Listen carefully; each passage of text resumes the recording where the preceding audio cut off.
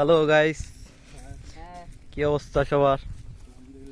এ আছে আমাদের, ওই যে আমরা ঢাকা থেকে আসছি, সুদূর ঢাকা থেকে চলে আসছি, ঠিক আছে। আমাদের ফ্রেন্ডের বিয়ে, নাম রাকিব। হ্যালো।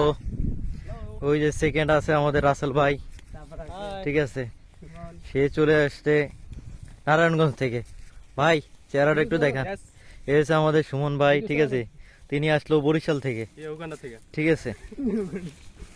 এই যে আমি, ঠিক আছে, আমাকে একটু দেখাও। এই যে আমাদের রবিন ভাই আসছে কইতে জানি ভোলা থেকে, আমার উগান্ডা থেকে আসছে, উনি বলা আসছে, ঠিক আছে। আইসা এখন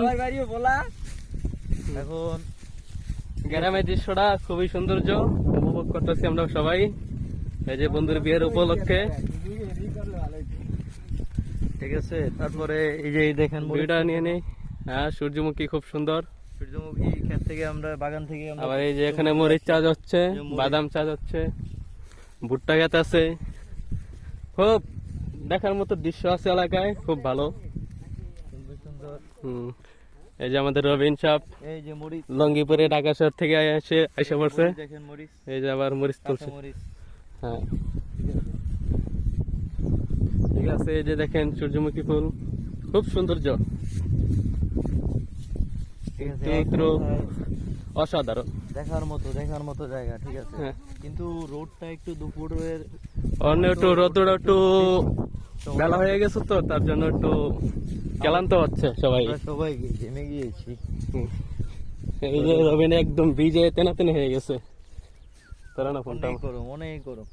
দেখো একটু দেখো। এই যে সূর্যমুখী ফুল, আসাম একটা ফুল। অনেক গরম পড়ছে, অনেক গরম পড়ছে।